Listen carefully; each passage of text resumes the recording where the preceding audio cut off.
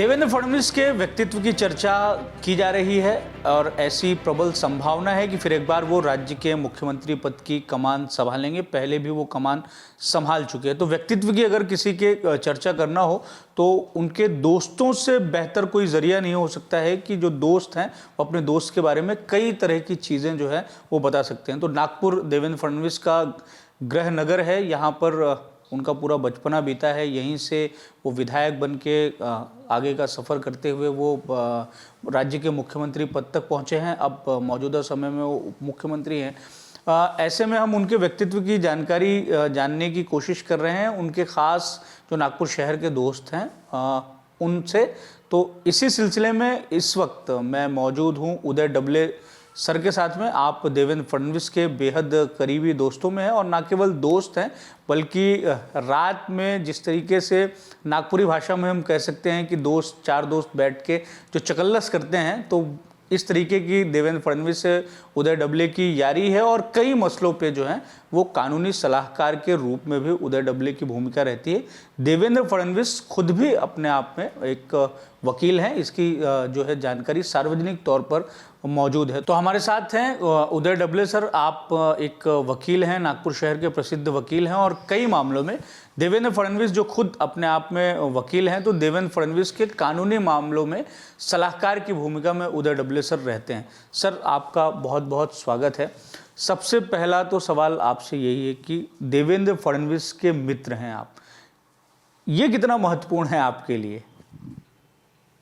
सबसे महत्वपूर्ण चीज़ तो यही है कि हम देवेंद्र जी के दोस्त हैं और हमारा सौभाग्य है कि एक सर्वमान्य व्यक्ति जो बेदाग है, जिस पे आज तक किसी प्रकार का कोई इल्ज़ाम नहीं लगा और जो पूरी जनता ने न जिसको स्वीकारा है केवल, पर पूरे बहनों का वो प्यारा देवा भाऊ है, वो हम उसके दोस्त हैं। ये हमारे लिए सौभाग्य की बात है।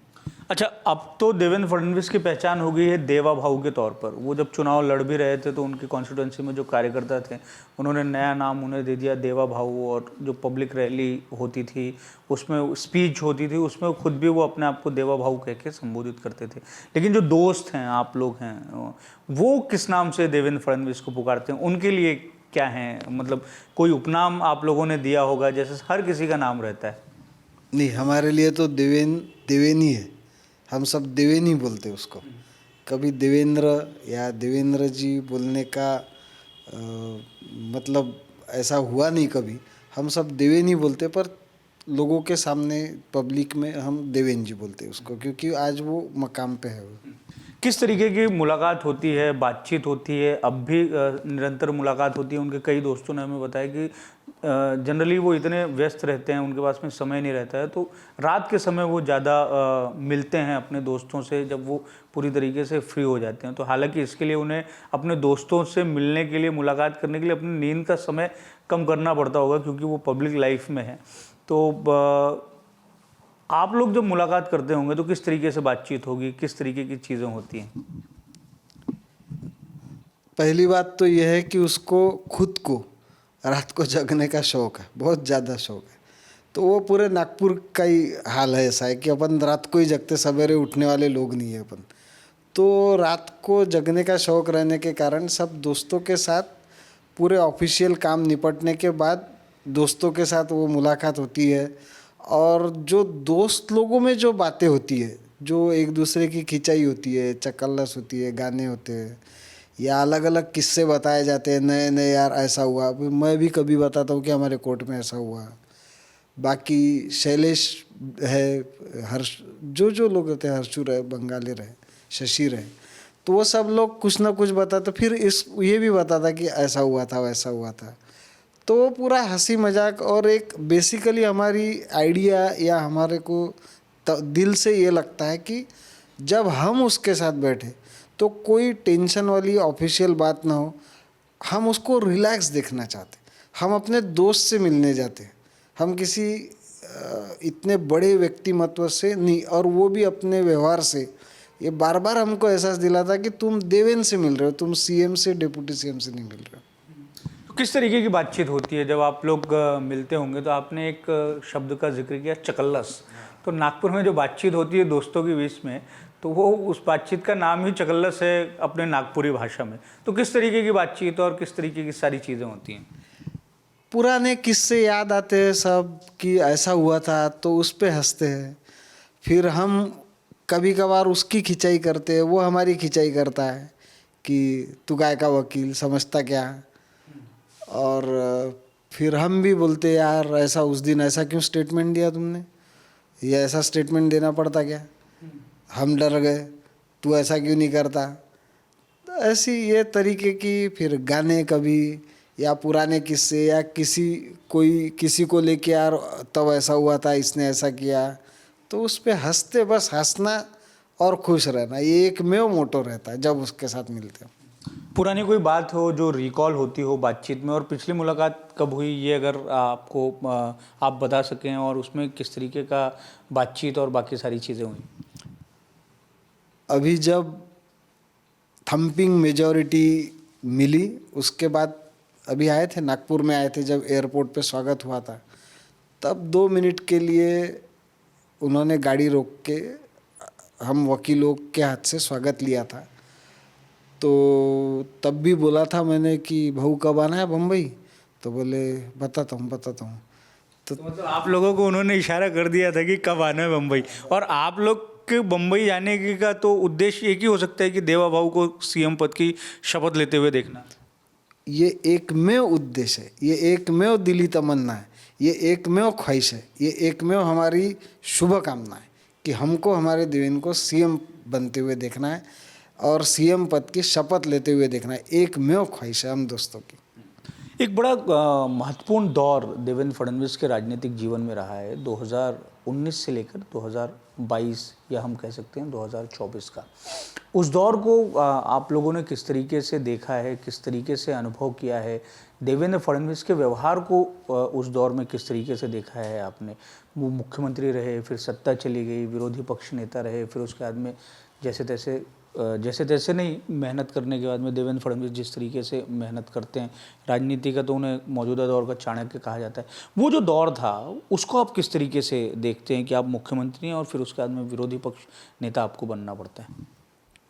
वो 2.5 साल सही में कठिन परीक्षा की घड़ी थी, जिसको देवेंद्र जी ने फ्लाइंग कलर से पास किया। उन पे, उनके परिवार पे, हर चीज़ पे, उनकी हर चीज़ पे एकदम नीचे के स्तर पे जाके कमेंट्स हुए, जो हमारे लिए एक शॉक, कल्चरल शॉक था।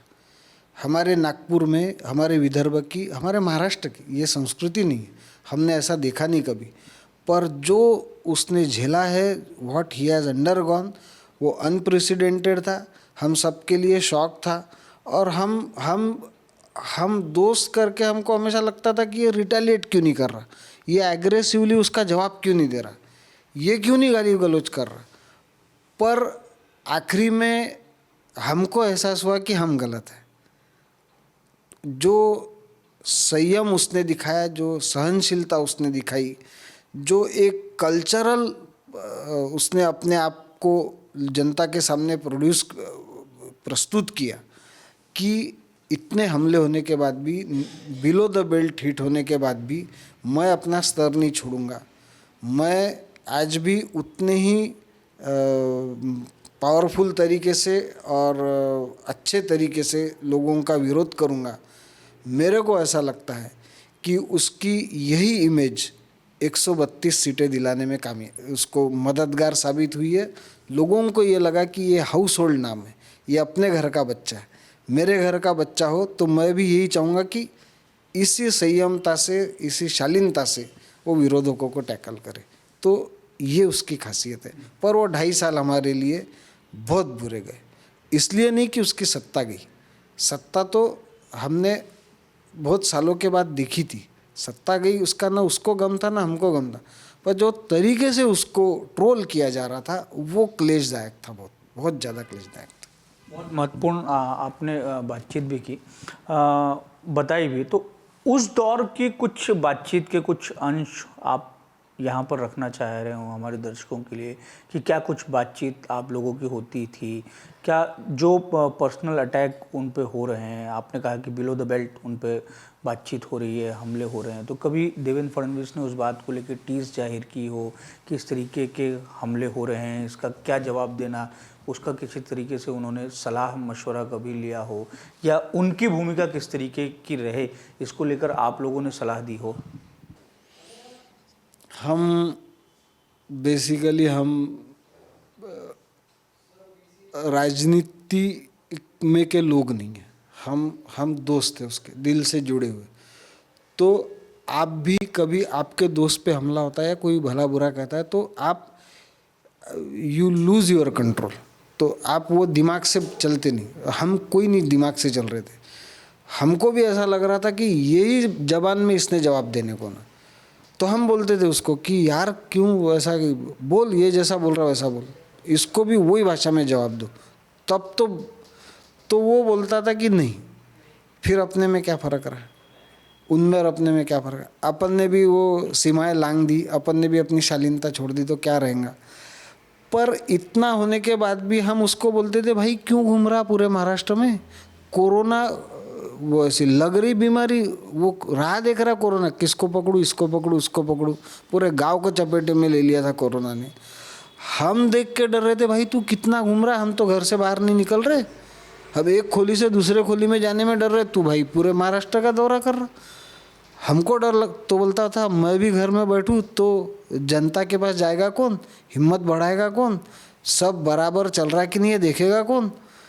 तो ये जिगर है ये हमारा, इसलिए हमारा वो दिलदार जानदार दोस्त है, ये हमारे लिए गौरव की और अभिमान की बात है। इतना सब कुछ रहने के आदमी में बड़ा एकदम बिल्कुल शालीन रहते हैं, तो ऐसे नागपुर में कौन से कारखाने के बर्फ़ की सिल्ली उनके सर पे हमेशा रहती है? ये तो आप लोग दोस्त हैं तो आप लोगों को तो मालूम होगा, क्योंकि आखिर में है तो वो भी इंसान, तो जो नियंत्रण है वो कभी कभी तो व्यक्ति का छूट भी जाता है उसके व्यवहार में और बाकी सारी चीज़ों में। गुस्सा तो आते ही होगा, कभी गुस्से में देखा है देवेंद्र फडणवीस को आप लोगों ने? बहुत ज़्यादा बार तो ऐसा वो अपने आप आपा खो रहा या आउट ऑफ कंट्रोल हो रहा, गाली ऐसा पर्सनल लेवल पे जब उस पर अटैक होते हैं तो मैंने कभी नहीं देखा। मेरा ये मानना है कि जिस राष्ट्रीय स्वयंसेवक संघ के साथ वो जुड़ा है उसके संस्कार, हमारी सरिता काकू के संस्कार और पिताजी की विरासत, ये सब चीज़ों ने, ये बर्फ़ की सिल्ली उसके सर पे है, ये शहद या शक्कर उसके ज़बान पे है। पर जब संगठना पे हमला होता है, जब उसकी मातृ संगठना पे हमला होता है या कोई भाजपा पे हमला करता है, तब वो अपना आपा खो बैठता है और वही ज़बान में उसको उतने ही कड़े तरीके से वो जवाब देता है। अच्छा, आपकी और देवेंद्र फडणवीस की दोस्ती की शुरुआत होने के भी बड़ा दिलचस्प सा किस्सा है, उसके बारे में आप बताइए कि आप मूल रूप से नागपुर के रहने वाले नहीं हैं, आप चंद्रपुर के हैं, तो ये दोस्ती की शुरुआत किस तरीके से होती है और फिर किस तरीके से ये धीरे धीरे करते हुए प्रगाढ़ होती गई? मैं वरोरा का रहने वाला हूँ प्रॉपर, और हमारी देवेंद्र जी की चाची है शोभाताई फडणवीस, वो मूल की है, उनका लड़का था अभिजीत जो मेरा बहुत करीब का दोस्त था, वो भी वरोरा में पढ़ने के लिए आया था, तो हम दोस्त थे। तो 12वीं के बाद उसने भी धर्मपेट कॉलेज में लिया एडमिशन, मैंने भी लिया। वो अपने चाचा जी यानी देवेंद्र के पिताजी के यहाँ गंगाधरराव जी फडणवीस के यहाँ रहता था, तो मैं उसको मिलने जाता था। तो तब देवेंद्र शायद 11वीं में था मेरे ख्याल से धर्मपेट कॉलेज में, और वो लेडीज साइकिल से जाता था कॉलेज में। तो उसको भी पॉलिटिक्स में इंटरेस्ट, मेरे को भी पॉलिटिक्स में इंटरेस्ट। तो अभिजीत रहा एक तरफ, हम दोनों की बातें चलती थी रात भर, क्योंकि कॉमन इंटरेस्ट था। तो धीरे धीरे वो कॉमन इंटरेस्ट मित्रता में बदलता चला गया और फिर प्रगाढ़ मैत्री हो गई। कौन से साइकिल से जाते थे आपने बताया? Ladies cycle. लेडीज साइकिल से जाते थे। अच्छा, क्या सबके पास वही था? मेरे पास छोटी सी स्पोर्ट्स साइकिल थी, क्या था। अच्छा, उस समय में देवेंद्र फडणवीस का वजन भी खूब था, अभी तो खैर वो बहुत मेंटेन हो गए हैं और बहुत, अभी तो जिस तरीके से वो फिट दिखाई देते हैं। मेरे ख्याल से उनका जितना एज है वो एज भी नहीं दिखाई देता है अब। और उनके दोस्तों ने हमें बताया भी कि किस तरीके से वो अपने डाइट को कंट्रोल कर रहे हैं और बाकी सारी चीज़ें कर रहे हैं। तो उस समय जब वो उस साइकिल से जाते थे तो दिक्कत नहीं होती थी? एक तो उसकी एज नहीं दिख रही ना हमारी दिख रही, बोल के जलाओ मत हमको, क्योंकि हम बड़े उससे। ये नागपुर असली नागपुर वाला टच आ गया। नहीं तो उसको कभी डिफिडेंस नहीं था अपने वेट के बारे में। कभी उसको वेट बहुत ज़्यादा है तो शर्म लग रही है, हाँ हाँ, ऐसा कुछ नहीं था। उतना ही ग्रेसफुली कैरी करता था वो। पर अब कैसा है कि अब वो एक्टिव पॉलिटिक्स में है और दौड़ धूप है, टेंशन है, तो ये सब सस्टेन करने के लिए अपन बोलते हैं ना, शरीर माध्यम खलु धर्म साधनम, तो फिट रहना जरूरी है। उसको ऑप्शन नहीं, वो रहता, कोशिश करता है, रहता है। तब खाना पीना भी बंद था हमारा, पोहे खा रहे दिन भर में, समोसे खा रहे। अब ऐसा नहीं ना, अब वो डाइट कंट्रोल, ये वो काय का कीटो डाइट एंड ये वो सब चलते रहता अभी।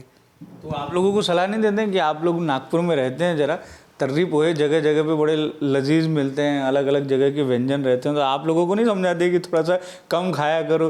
या चोरी छुपे वो कभी बुला लेते हैं आप लोगों से रात को कि ये लेके आना, वो जोशी के समोसे बड़े पसंद है तो जोशी के समोसे लेते हुए आना? नहीं, अभी डर लगता है शायद, होम मिनिस्टर से तो खाता नहीं ज़्यादा। तो पर नहीं, मजाक की बात है। पर हमको नहीं बोलता मत खाओ करके, और बोला तो भी सुनेगा कौन? पूरे तो समोसे तर्री वाले नागपुर वाले रहेंगे कैसे बिना समोसे और तर्री के? पोहे के बिना अपन रहेंगे कैसे? तो हमको सलाह देने के चक्कर में नहीं पड़ता हो, हम ज़बरदस्ती उसके सामने जानबूझ के खाते पोहे, मस्त तर्री, आओ ना भाऊ तर्री है। अब उस दिन वोटिंग जिस दिन चालू था तो पूरे नागपुर में वो घूम रहे थे, तो हमारे बूथ पे आए, तो मैंने बोले क्या कैसा चालू है करे? तो मैंने बोला रुको ना भाऊ, तर्री वाली सब्जी है, खाओ ना मस्त। तुम्हारे यहाँ क्या को खाएंगे? बोले तर्री वाली सब्जी, तर्री खाना है तो मध्य नागपुर जाऊँगा। बोले नहीं खाई। पर आजकल वो कंट्रोल करता है, पर हमको सलाह वाला देने के चक्कर में नहीं रहता। अच्छा, एक सवाल आपसे ऐसा है कि वो विधानसभा चुनाव पहला लड़ रहे थे शायद, और उनकी जो कॉन्स्टिट्यूएंसी थी वो बहुत बड़ी थी, मतलब ये आपके पश्चिम नागपुर, एक छोर से लेके दूसरे छोर तक, और देवेंद्र फडणवीस नए जो हैं वो विधायक विधानसभा का चुनाव लड़ रहे थे। वो ये भी कहा जाता है कि वो इतने प्रसिद्ध नहीं थे कि उनके कद काठी, उनका पूरा का पूरा कलेवर किस तरीके से दिखता है। तो ये बड़ा एकदम उस समय प्रचलित था कि ओपन गाड़ी में कभी कोई दोस्त अमोल को काले या कि एक क्षेत्र में चले जा रहे हैं देवेंद्र फडणवीस बन के, आशीष फडणवीस चले जा रहे हैं, और दूर से हाथ हिला के, क्योंकि लोगों को भी नहीं मालूम था कि देवेंद्र फडणवीस एक्चुअल देवेंद्र फडणवीस कौन है। उस समय सोशल मीडिया नहीं था, उस समय मीडिया का भी इतना बहुत ज़्यादा प्रभाव नहीं था। तो ये सारी चीज़ें सच्चाई है कि देवेंद्र फडणवीस के नाम पर उनके दोस्त लोग जो हैं वो अलग अलग बस्तियों में जाके प्रचार करते थे। और अब तो ये है कि देवा भाऊ, आपने भी एक बैंड पहना हुआ, उसमें लिखा है कि मैं देवा भाऊ, लेकिन हाँ, लेकिन उस समय ऐसी स्थिति नहीं थी। पर दोस्त लोग जाते थे और अलग अलग जगहों पे घूम के देवेंद्र फडणवीस बन के देवेंद्र फडणवीस के लिए प्रचार करते थे। ये सच बात है क्या? नहीं, ऐसा ये कहानियाँ हैं। नहीं, ऐसा नहीं होता था। ऐसा देवेंद्र ने कभी किया नहीं, ऐसा कभी नहीं किया, कभी नहीं किया देवेंद्र ने ऐसा। वो उसके, हाँ ये बात सही है कि शिवण गांव से लेके तो फेटरी तक एरिया था, और मेरे ख्याल से तब 27 से 28 गांव खेड़े पश्चिम नागपुर में थे। बहुत बड़ा एरिया था, तो घूमना प्रैक्टिकली थोड़ा इम्पॉसिबल रहता था। तो लोग जाते थे, आशीष जाता था, पर वो आशीष करके गया, कभी मैं देवेनु करके नहीं गया। आशीष करके ही जाता था कि मेरा भाई शायद आप तक ना पहुंच सके, तो उसकी तरफ से मैं आया हूँ और मेरी ये रिक्वेस्ट है, ऐसा बोल के। या अमोल जाता था कि भाई, तो लोगों को लगता था हाँ होगा देवेनी होगा, ये अमोल को देख के ऐसा लगता था, आशीष को देख के लगता होगा। पर उन्होंने ये नहीं बोला कभी कि हम मैं देवेन हूँ, मैं लड़ रहा हूँ चुनाव, ऐसा नहीं बोला, ऐसा। अभी मैं जब आपसे बातचीत कर रहा हूँ तो नागपुर की भाषा और विदर्भ की भाषा का बहुत ज़्यादा उसमें टच आ रहा है।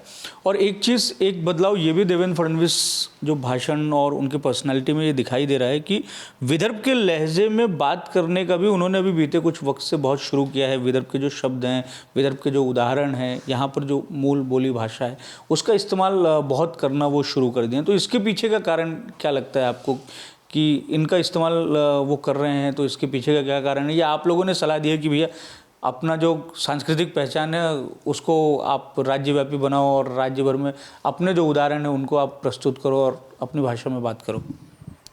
नहीं, बेसिकली आपको लोगों से कनेक्ट होना है ना, कनेक्ट होना है आपको लोगों से। तो वो जो बोली भाषा है तो वो ज़्यादा लोगों को अच्छी लगती। जो गवर्नमेंट रिजोल्यूशन जीआर की भाषा रहती, ज्या अर्थी असे वाटते वगैरह, तो वो ऐसा लगता है अरे बा क्या बोल रहा।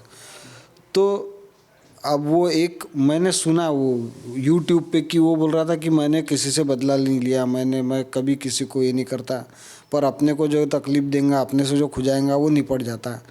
ऐसा ऐसा कुछ तो भी ऐसा ये टोन, तो लोगों को भी अच्छा लगता नहीं। ये अनपार्लियामेंट्री कोई लैंग्वेज यूज़ आज तक किया नहीं उसने, पर वो जो गाँव खेड़े की एक मिठास है वो भाषा में, वो मिठास तो होने को ना लोगों से कनेक्ट कैसा होंगे। अब आप मराठवाड़ा में जाओगे तो वहाँ की भाषा अलग, सोलापुर मराठवाड़ा की बेसिकली, पश्चिम महाराष्ट्र की अलग, जावा जावा ऐसा बोलते हो। तो इसमें कोई यानी रीजनल वाला फीलिंग नहीं, पर वो एक लोगों से मिठास कनेक्ट करने का वो प्रयास है। तो मेरे को लगता है वो सक्सेस होता है। तो हम भी ऐसा बहुत बार बोलते कि भाई अपन क्यों अपने लैंग्वेज में नहीं बोल रहे, अपनी है भाषा। अब नागपुर में अपन बोलते कि मी जाऊन राहिलो, बॉम्बे वाले बोलते कि मी जातो है। तो जाऊन राहिलो में जो हमको लगती है एक मिठास है, अपनेपन है, वो जातो है मध्ये नहीं है। तो उसका शायद होगा उसका इफेक्ट। और अभी विरोधियों को जवाब देने में वो कई बार ये भी बताते हैं कि मैं नागपुर का हूँ, और ख़ास तौर से संजय राउत को जवाब देने के लिए वो कई बार बोलते हैं कि मैं नागपुर का हूँ। और एक बारी तो एयरपोर्ट में किसी बाइट में उन्होंने कहा था कि मैं नागपुर में हूँ, नीचे बहुत ज़्यादा नीचे के स्तर पर जाकर जवाब दे सकता हूँ, लेकिन मैं अपनी संस्कृति को छोड़ना नहीं चाहता हूँ। आपसे ये जानना चाह रहा था कि कोई एक ऐसी यादगार बात हो जो मुझे लगता है, चूँकि 4 दोस्तों के बीच की जो बातचीत है वो जनरली देवेंद्र फडणवीस की पर्सनैलिटी को और ज़्यादा रिफ्लेक्ट कर सकती है, दर्शकों को समझने के लिए बहुत ज़्यादा आसानी उपलब्ध करा सकती है, लेकिन वो लोगों को उसकी जानकारी नहीं होगी। तो आप जो बात बता सकते हैं ओपन फोरम में, वो अगर बताएं कि कोई यादगार बात हो कि जो दर्शकों को मालूम होनी चाहिए या जो बताई जा सकती है। एक तो उसका ऐसा है कि वो मेरे को पर्सनली मालूम है नाम से कि उसने किन किन बच्चों को, किन किन लोगों को मदद किया है, चाहे वो एडमिशन के लिए हो या अपने मेडिकल ट्रीटमेंट के लिए हो। पर उसका ये स्वभाव है और उसका ये मानना है कि ये हाथ का वो हाथ को मालूम नहीं रहने को ना। तो उसने मदद किया है ये मैं आपको बता सकता हूँ, पर किस रूप में और कैसे किया वो ना वो डिस्क्लोज़ करेगा कभी, ना हम, यानी जिनको मालूम है वो करेंगे कभी, क्योंकि उसको पसंद नहीं। एक पहलू मैं आपको बताता कि वो देवेंद्र जी नहीं है, वो देवा भाऊ ही है। मैं वकील हूँ। अब मेरे यहाँ ये सब मेरे ये लड़के जूनियर है और हमारे यहाँ वो क्लर्क लोग काम करते कोर्ट में। तो हमारे कोर्ट के क्लर्क बताते हैं कि शादी में सीएम थे तब की बात बता रहा मैं कि सर बोले शादी में देवेंद्र जी थे, हम खड़े थे, दूर से देखा, मेरे को आवाज़ दिया, बोले इधर आ, कैसा है, चालू है कि नहीं कोर्ट, जाता कि नहीं कोर्ट में, गले में हाथ डाल के वगैरह। तो ये एक उसके यानी वो अपनापन या स्वभाव में का है, लोगों को मदद करने का है। और सबसे उसकी मतलब हमको पसंद आने वाली बात ये है कि वो अभी तो सीएम बन गया, अभी थोड़ा कम हो गया ये। पहले कभी भी किसी भी दोस्त के यहाँ रात को कमांडर लेके, सुमो लेके 10 साढ़े 10 बजे कि चल बैठ गाड़ी में, सवेरे तक आ जाएंगे, मूल जाके 2 मिनट में, चल इतवारी में जाके आएंगे। गाड़ी में बैठा है, 2 दिन गायब, तो घर के नाइट पैंट पैजामे पे लोग जा रहे उसके साथ और वापस आ रहे। कहाँ जा रहे? मेरे को तो ओरिसा ले गया। अच्छा, ओरिसा पार्टी के काम से? हाँ, और क्या, मैं अपना 8 दिन एक ही कपड़े में। हाँ, ऐसा भी हुआ है। और वो संजय बंगाली को बोले कि संजय क्या कर रहा है, तो बोले वो खाना होने के बाद घर में ऐसा शतपौली कर रहा था। चल बैठ बोले आते 10 मिनट में। कहाँ जाना है बोले इतवारी से जाके आते बोले। उठाया सीधा रात को मूल, वो अपने घर के गंदे कपड़े पे बैठा। दूसरे दिन शोभा काकू का वो 61 थी, इसको जो शर्म लगी गंदे कपड़े तो घर में चुप के बैठा। ऐसे सब तो ऐसे भी किस्से थे। बीते दिनों देवेंद्र फडणवीस बहुत ज़्यादा दुखी भी हुए, जिस तरीके से दोस्ती का किस्सा और बाकी सारी चीज़ें हम बता रहे हैं। तो एक बहुत करीबी दोस्त के निधन के बाद में जो उनके कार्यकर्ता और जो बाकी के पार्टी के नेता हैं वो ये बताते भी हैं कि बहुत ज़्यादा दुखी भी हुए हैं। सब बिल्कुल स्वाभाविक, बहुत स्वाभाविक है। और मतलब उसका कोई शब्द ही नहीं सांत्वना देने के लिए, ना हमारे पास है ना किसी के पास है। सी अनप्रेसिडेंटेड, अपन सोच भी नहीं सकते थे ऐसा किस्सा है वो। तो इसलिए हम भी कभी वो विषय पे उनसे बात नहीं करते, क्योंकि हम जानते क्या टीस है, क्या दुख हुआ होगा। तो बहुत ज़्यादा मतलब अपन कल्पना से परे अपने। एक आखिरी सवाल आपसे ये है कि अगर दर्शकों को आप बहुत थोड़े में देवेंद्र फडणवीस के व्यक्तित्व को समझाने का प्रयास करें। अब दो तरह की चीज़ें होती हैं। एक तो कोई आदमी बहुत ओहदेदार हो जाता है तो उसके व्यक्तित्व का बहुत परीक्षण भी होता है, बहुत व्याख्याएं भी होती हैं, और बतौर दोस्त तो आप दोस्त की तारीफ़ करेंगे ही, उसमें कोई दो मत नहीं। लेकिन ऐसी कौन सी बात है जो बहुत महत्वपूर्ण है और जिसके बारे में जानकारी सारे लोगों को होनी चाहिए, हमारे दर्शकों को होनी चाहिए और नागपुर वासियों को भी होनी चाहिए? क्योंकि एक ये भी बात कही जा रही है कि हालांकि देवेंद्र फडणवीस के नाम का ऐलान अब तक बतौर मुख्यमंत्री नहीं हुआ है, लेकिन हर किसी की ये भावना, चाहे वो किसी भी पार्टी का हो, विदर्भ का हो, कि मुख्यमंत्री देवेंद्र फडणवीस को बनना चाहिए, विदर्भ के किसी व्यक्ति को बनना चाहिए। इस रीजन की अविकसित स्थिति को लेकर जो बातें होती है, तो बीते दौर में उनके मुख्यमंत्री रहते हुए जो विकास का क्रम एक देखा भी है, तो उसमें और प्रगाढ़ता आएगी, ऐसा भी कहा जाता है। तो ऐसा व्यक्तित्व का कौन सा गुण है जो आप दर्शकों के साथ साझा करेंगे? एक हो तो बताएं। मैं सिर्फ